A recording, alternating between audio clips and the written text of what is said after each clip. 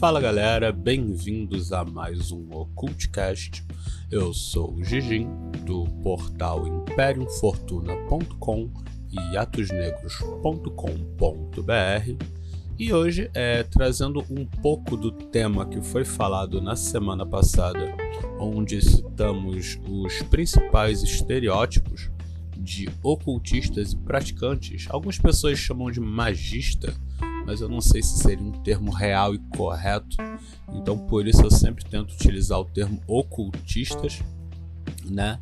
Falamos um pouco sobre esses estereótipos e hoje eu queria trazer um que é considerado por muitos um desejo, até por ser um estereótipo muito famoso, certo, de ocultista, e que muitas pessoas confundem ele, né, com o estereótipo do trevozinho, né, que não é exatamente o que ele representa. Ele está um pouco além disso, porém ele se ferra tanto. Esse estereótipo ele é muito conhecido como Hellblazer, né, que seria algo como um desbravador do inferno, e o principal símbolo que a gente tem, né, desse Hellblazer é o John Constantine, que muitos de vocês já viram no filme com Keanu Reeves. Algumas pessoas leram as revistas da Vertigo, que eram revistas mais adultas da DC. Algumas pessoas já conhecem ele, né, dos novos desenhos dos 952, onde a gente tem um ocultista que trabalha principalmente com evocação de demônios, espíritos e coisas do tipo, rituais, amuletos e por aí vai. E ele é um cara que não tem nenhum limite, certo? Ele é fanfarrão, ele gosta muito de sexo, ele gosta muito de drogas, ele é inglês, ele gosta muito de beber e ele gosta muito de briga, e ele tá sempre se ferrando. Então você deve pensar, mas por que alguém iria querer ser um Hellblazer? E é mais ou menos isso que a gente vai falar, e se realmente existe Hellblazers da vida real, e quais são os riscos de você romantizar muito essa imagem do Hellblazer. Mas antes de continuar, eu queria lembrar a todos vocês que nós temos o nosso grupo de estudos, que abriu a segunda turma do grupo de estudos, certo? Nós tínhamos 10 vagas, no momento só temos 4 vagas. Eu não estou fazendo muita propaganda porque as coisas estão muito movimentadas devido ao grande problema que nós estamos tendo no Rio Grande do Sul. Então por isso eu não estou vendendo muito produto nem coisa do tipo. Mas quem tiver interesse, a turma tende a começar agora em maio. A ideia era que ela começasse já em meados de maio, mas como a gente teve esse problema aí no sul, as coisas ficaram muito conturbadas, então eu tô preferindo que a galera doe dinheiro para lá do que faça curso e deixe essa segunda aula mais para frente. Mas se alguém ainda tiver interesse, os dados estão na descrição, certo? Ainda tem 4 vagas. Quando a gente fechar essas 10 vagas, a gente já vai começar o curso, seja ele em maio, no meio de maio ou no final de maio. Mas para quem já garantiu a vaga, pode ficar tranquilo que o curso vai seguir de forma normal, certo? Então vamos lá. O que é o Hellblazer? O Hellblazer é um cara que ele estuda ocultismo, principalmente o caminho da mão esquerda. Ele é voltado não para uma prática em si, nenhuma linha mágica específica em si, mas ele é conhecido principalmente por fazer pactos, trabalhar com demonologia no geral, e dependente de qual linha for, ou seja, ele vai trabalhar com goethe, ele vai trabalhar com macumba, ele vai trabalhar com quiumba, ele vai trabalhar com voodoo, ele vai trabalhar com entidades, ou como eu digo, com bicho, certo? E com esses bichos ele vai conseguir o que ele quer, porque o papel dele é barganhar, certo? E sempre tentar se livrar da responsabilidade que ele vai ter, né, com esse tipo de entidade. Obviamente a gente já pensa que isso não é correto e que vai dar merda em algum momento. E a revistinha em si do Hellblazer, né, do Constantine, o que ela deixa bem claro é que sim, o Constantine ele só se ferra, tanto que a história dele de origem é quando por acaso no ritual os amigos dele se fodem e uma criança vai pro inferno e morre por causa, né, desse modo Hellblazer dele de se comportar. E ele tenta se redimir durante vários arcos e ele mantém esse trauma.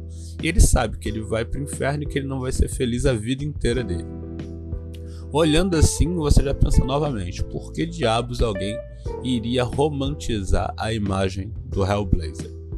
Cara, a imagem do Hellblazer, ela tem os seus pontos positivos, certo? Que obviamente não substitui os negativos, mas é muito interessante você ser uma espécie de ocultista evocador livre. Durante muito tempo da minha vida, eu me espelhava bastante, né, nesse quesito. Não de ser um Hellblazer drogado e que transa com todo mundo e o caralho a quatro, evoca demônio e acha que vai passar perna em demônio. Não. Eu achava muito interessante a liberdade de você poder trabalhar com o que você quisesse.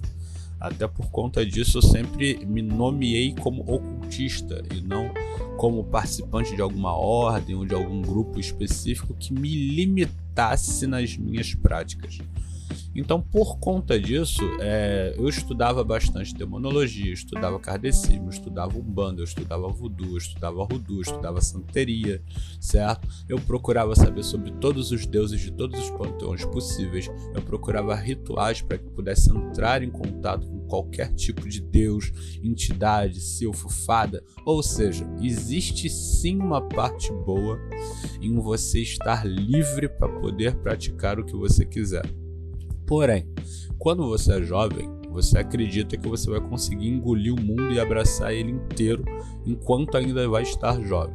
Hoje em dia eu já não sou jovem, certo? Já sou um coroa e eu sei que eu poderia ter direcionado os meus estudos melhor quando eu era mais jovem e hoje em dia eu teria resultados melhores em determinadas áreas. Eu estaria satisfeito? Eu já não posso dizer que estaria, porque muitas pessoas estudam uma coisa durante a vida inteira e no final acaba virando evangélico, certo? Algumas pessoas mudam de satanismo para luciferianismo e depois para judaísmo e daqui a pouco viram pastores, certo? Então uma coisa que vocês têm que entender é que quando você experimenta muitas coisas, a tua chance de achar algo ou mais de uma coisa que você goste e vai continuar gostando pro resto da tua vida é maior. Quando você aposta todas as suas fichas em uma coisa só, se por acaso você se arrepender daquilo, você realmente perdeu muito tempo e toda a sua energia somente naquilo. Então a chance sim, né, de você não ser um Hellblazer e também se arrepender é muito grande. E nesse podcast eu quero falar exatamente dos riscos, né, que você tem quando você estuda magia e ocultismo. Uma coisa que vocês podem reparar é que a maioria dos ocultistas eles passaram por várias linhas mágicas até assentar em uma e falar, vou ficar nessa, é isso que eu quero trabalhar. Por quê? Porque a experimentação é algo muito importante para o ocultista, porque ele está se conhecendo. Quando um jovem de 18 anos começa a estudar e praticar rituais mágicos, ele não sabe exatamente no que ele é bom, no que ele vai ser bom no futuro e o que é que funciona melhor com ele. Então, por conta disso, vocês vão ver que muitos ocultistas, ou magistas, ou magos, ou bruxos e tal, eles vão ter milhões de certificados de vários cursos, vão ter vários livros, vão ter várias matérias escritas e coisas do tipo. Por quê? Porque eles estavam experimentando. Certificado, gente, não é diploma. Curso, qualquer pessoa faz, basta pagar que você entra, entenderam? Então, tipo, você não fica preso a um certificado, você não fica preso a um curso e você não fica preso a uma ordem.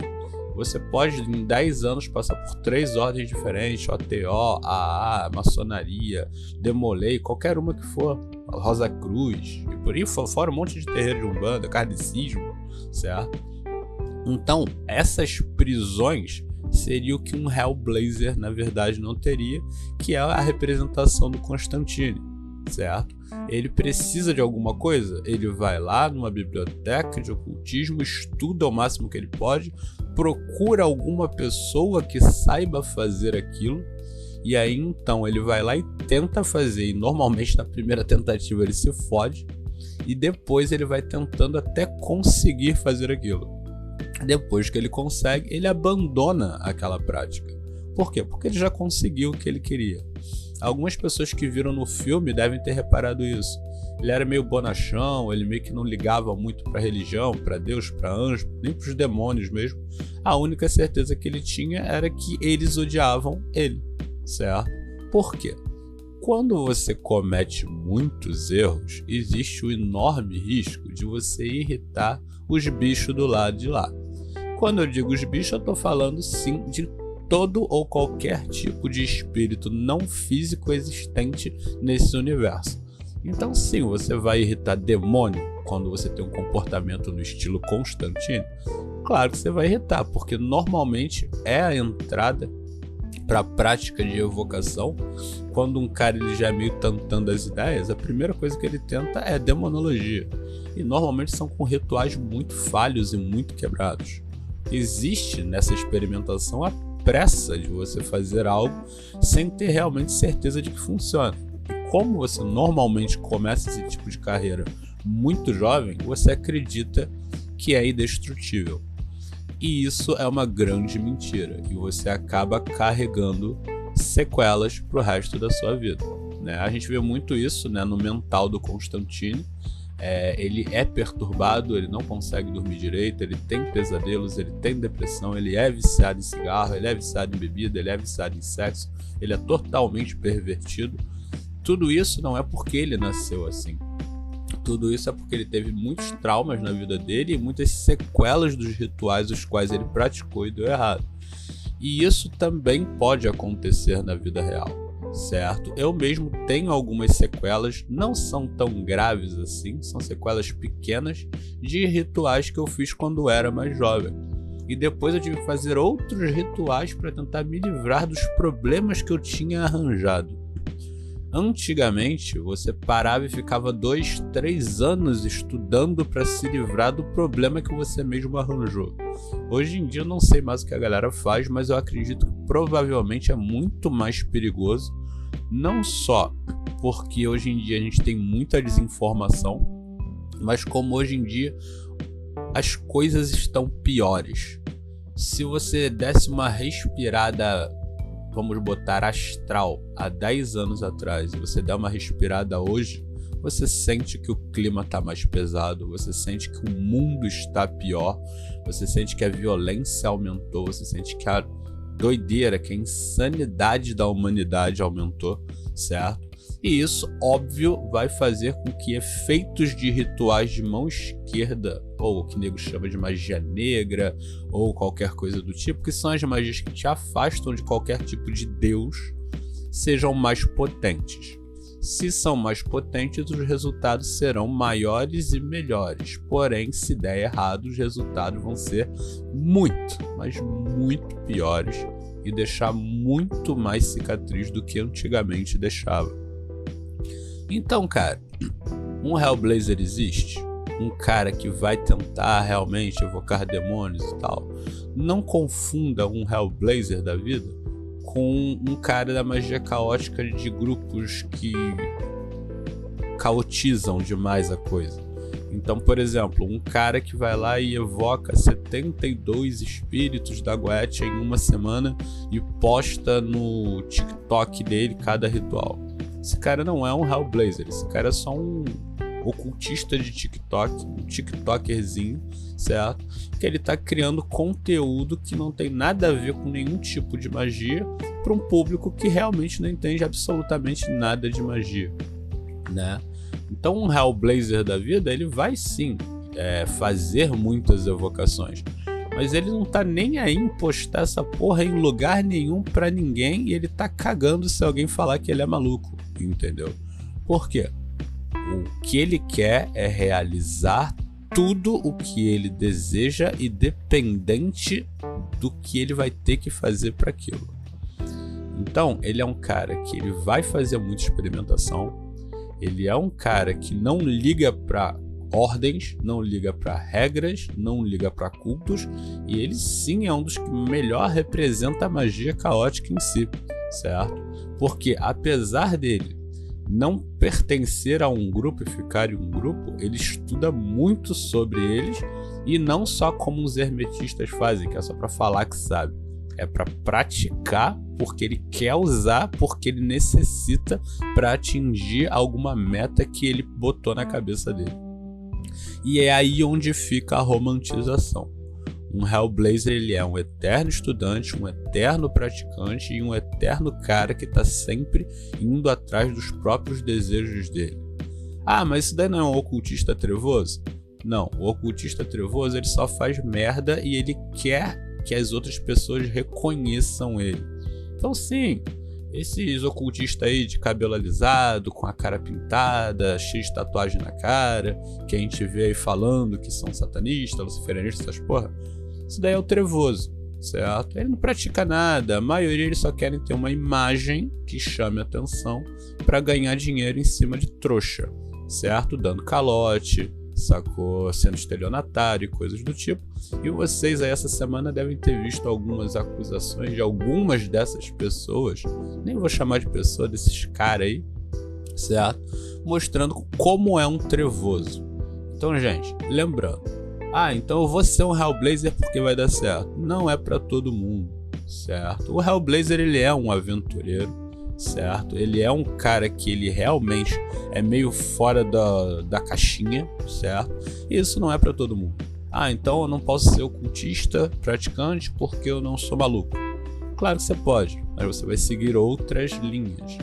Então é onde entra o que a gente falava lá na época de Orkut, onde a gente tinha a galera Wicca, a gente tinha a galera da bruxaria tradicional, a gente tinha a galera do druidismo, a gente tinha a galera da afro, a gente tinha a galera do kardecismo, onde todos eles eram considerados ocultistas, certo?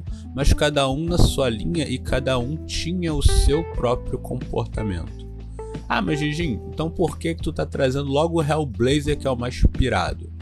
Porque nosso grupo de estudos já vai entrar na reta final. E na reta final a gente vai falar sobre evocação e demonologia. Então, para que a galera entenda mais ou menos como é o perfil de praticantes, eu estou trazendo dos perfis, certo? Porque a gente tem o Hellblazer, que é o cara livre, e a gente tem o cara da magia cerimonial, que vai ser citado também em outro podcast. E como provavelmente essa semana já vamos começar a falar sobre demonologia e evocação, então eu achei interessante trazer esse podcast para vocês já começarem a falar sobre isso no grupo. Lembrando que todos os temas que a gente fala no nosso grupo de estudos são falados lá no grupo aberto da Imperium Fortuna. Então, como a gente já está batendo os nossos 20 minutos, eu já vou terminando por aqui, lembrando sempre que a segunda turma do grupo de estudos já abriu. O valor é trocado, é só para a galera poder realmente marcar que entrou.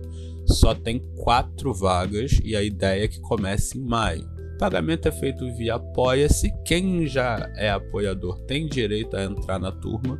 Quem quer se tornar apoiador também vai ganhar direito de entrar na turma, certo? Mas quem não quiser usar o Apoia-se, tem o nosso Pix, que é imperiumfortuna@gmail.com.